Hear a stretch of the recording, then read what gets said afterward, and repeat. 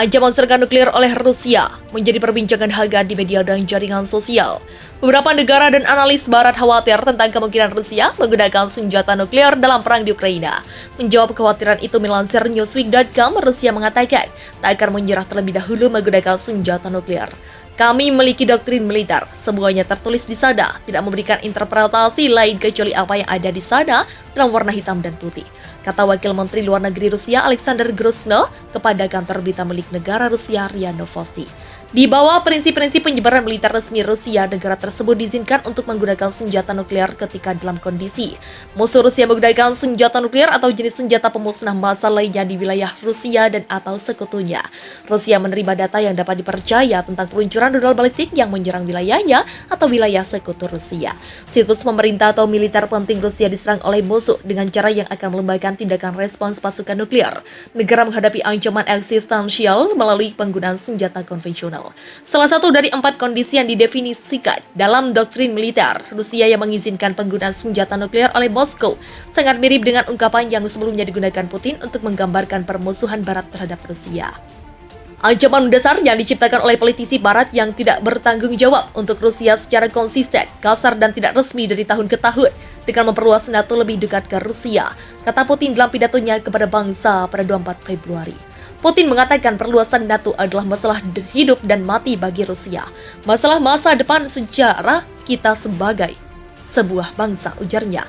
Tidak hanya ancaman nyata bagi kepentingan kita, tetapi juga bagi keberadaan negara kita dan kedaulatannya, sambungnya. Jika itu adalah garis merah untuk melepaskan serangan nuklir yang dinyatakan oleh doktrin militer Rusia, Putin telah mengklaim AS dan sekutu NATO-nya telah melewatinya. Keputusan untuk meluncurkan serangan nuklir pada akhirnya ada dalam kekuasaannya. Melansir kontan.co.id, sebelumnya Presiden Ukraina Volodymyr Zelensky mengatakan kepada CNN, semua negara di dunia harus bersiap untuk kemungkinan Presiden Rusia Vladimir Putin menggunakan senjata nuklir taktis dalam perang di Ukraina. Bukan hanya saya, seluruh dunia, semua negara harus khawatir. Karena itu bukan informasi yang sebenarnya, tetapi bisa jadi kebenaran, kata Zelensky. Kita harus berpikir untuk tidak takut, tetapi bersiaplah. Tapi itu bukan pertanyaan untuk Ukraina, tidak hanya untuk Ukraina, tapi untuk seluruh dunia, tegasnya. Para pejabat AS juga telah memperingatkan tentang kemungkinan Putin jika tersudut bila bisa beralih ke penggunaan senjata nuklir taktis dalam invasi di Ukraina. Direktur Rusia Bill Burns mengatakan pihaknya mengamati dengan sangat seksama atas kemungkinan tersebut sambil menekankan bahwa AS belum melihat tanda-tanda Rusia sedang bersiap untuk mengambil langkah seperti itu. Mengingat potensi keputusannya, Presiden Putin dan kepemimpinan Rusia mengingat kemunduran yang mereka hadapi sejauh ini secara militer. Tidak ada dari kita yang bisa menganggap enteng ancaman yang ditimbulkan oleh potensi penggunaan senjata nuklir taktis atau senjata nuklir hasil rendah, ungkapnya seperti dilansir CNN. Intelijen Kementerian Pertahanan Inggris merilis data yang menyebut bahwa Angkatan Bersenjata Belarus telah menyiagakan pasukan khusus di sepanjang lebih dari 1.000 km perbatasan Ukraina. Dalam pernyataan resmi yang dikutip FIFA Militer dari akun Twitter resmi Intelijen Kementerian Pertahanan Inggris, militer Belarus tak hanya menggerakkan pasukannya, sejumlah alat utama sistem persenjataan mulai dari artileri hingga rudal juga ikut disiagakan. Belarus telah mengumumkan pengerahan pasukan operasi khusus di sepanjang perbatasan Ukraina, serta unit pertahanan udara, artileri dan rudal, bunyi pernyataan Kementerian Pertahanan Inggris.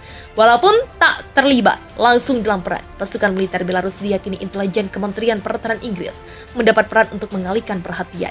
Penyiagaan pasukan Belarus di perbatasan akan membuat pandangan militer Ukraina terbagi, bersiap menghadapi kemungkinan serangan dari Belarus di utara, tapi juga harus menjalani pertempuran dengan militer Rusia di wilayah timur, khususnya Donbas. Kehadiran pasukan Belarus di dekat perbatasan kemungkinan akan memusatkan pasukan Ukraina sehingga mereka tidak bisa dikerahkan untuk operasi Donbas. Lanjut pernyataan Kementerian Pertahanan Inggris. Sejak menggelar invasi dengan tajuk Operasi Militer Khusus pada 24 Februari 2022, Rusia menggunakan Belarus sebagai garis awal pergerakan pasukannya. Tak hanya itu, sejumlah serangan militer Rusia juga dilancarkan ke banyak titik Ukraina dari wilayah Belarus. Meskipun spekulasi masih awal, hingga saat ini pasukan Belarus belum terlibat langsung dalam konflik. Namun wilayah Belarus digunakan sebagai pos pergerakan awal Rusia di Kiev dan Chernihiv. Kementerian Pertahanan Inggris melanjutkan, Rusia juga telah meluncurkan serangan udara dan serangan rudal dari Belarus, tutup Kementerian Pertahanan Inggris. Kementerian Pertahanan Inggris juga percaya bahwa apa yang dilakukan Belarus adalah langkah aman dalam mendukung invasi Rusia. tidak terlibat langsung dalam konfrontasi bersenjata di Ukraina. Berarti terhindar dari risiko sanksi Barat, akan tetapi di sisi lain pengalihan perhatian militer Ukraina memiliki peran penting bagi gerak maju pasukan Rusia di wilayah Donbas dan wilayah timur. Rusia kembali memperkuat sistem pertahanan udaranya dengan mendatangkan senjata canggih. Pejabat pemerintah Rusia menyebut bahwa Moskow merupakan negara yang tak bisa dianggap remeh soal pasar global persenjataan.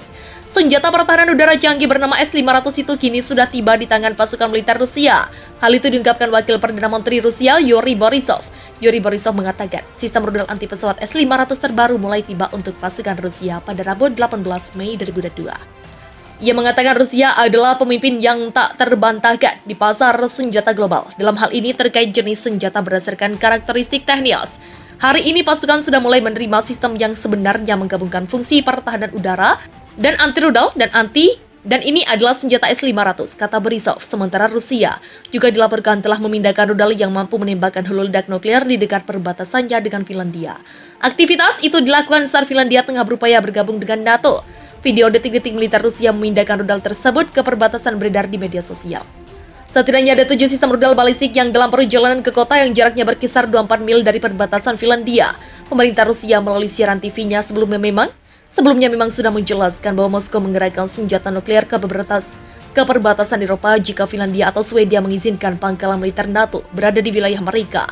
Ketika pangkalan NATO muncul di Swedia dan Finlandia, Rusia tidak punya pilihan selain menetralisir ketidakseimbangan dan ancaman baru dengan pengerahkan senjata nuklir taktis, ucapnya. Pemimpin Rusia juga tegas menjelaskan bahwa pihaknya tak segan memberikan konsekuensi besar yang akan memburuk situasi perang di Ukraina. Pasukan roket dan artileri Rusia menghancurkan 76 pos komando, 421 area konsentrasi tenaga kerja, dan 147 unit artileri militer. Rabu 18 Mei 2022, juru bicara Kementerian Pertahanan Rusia, Igor Konashenkov, menyebutkan akibat serangan roket tersebut menghancurkan meriam howitzer M777 155 mm Ukraina yang diproduksi oleh Amerika di dekat pemukiman Podgorno. Pada siang hari, rudal presisi tinggi yang diluncurkan dari Angkatan Udara Rusia menghantam 2 pos komando, termasuk markas pertahanan teritorial di area pemukiman Solidar Republik Rakyat Donetsk, serta 31 area konsentrasi tenaga kerja dan peralatan militer Ukraina, termasuk lokasi unit tentara bayaran asing dari negara-negara Eropa di Mykolaiv dan Krasnogorovka. Selain itu, 2 pesawat Su-24 Ukraina dihancurkan di lapangan terbang militer dekat Dnepropetrovsk, sebuah divisi sistem rudal anti pesawat S-300 Ukraina di dekat Mykolaiv, serta 4 depot senjata rudal dan artileri serta amunisi angkatan bersenjata Ukraina di wilayah pemukiman Ugledar, Pokrovskoye, Solidar, dan Bakhmut dari Republik Rakyat Donetsk. Operasi taktis dan penerbangan militer menghantam 3 pos komando, 41 area konsentrasi tenaga kerja dan peralatan militer angkatan bersenjata Ukraina, serta gudang amunisi di dekat desa Vuhledar di Republik Rakyat Donetsk. Akibat serangan udara itu, lebih dari 270 nasionalis gugur dan 54 unit peralatan militer dilumpuhkan di daerah pemukiman Protopopovka, wilayah Kharkiv. Penyeberangan ponton yang diinduksi oleh unit-unit angkatan bersenjata Ukraina untuk memaksa sungai Seversky Donetsk dihancurkan. Tak ada tempat aman, Rusia membombardir kota Bakhmut selagi ada waktu. Warga diimbau tinggalkan Donetsk. Pasukan Rusia melancarkan serangan udara di kota Bakhmut di wilayah Donetsk. Ukraina menghantam blok apartemen 5 lantai, rumah pribadi, dan gedung administrasi. Pasukan Rusia melancarkan serangan udara di kota Bakhmut di wilayah Donetsk, menghantam blok apartemen 5 lantai, rumah pribadi, dan gedung administrasi.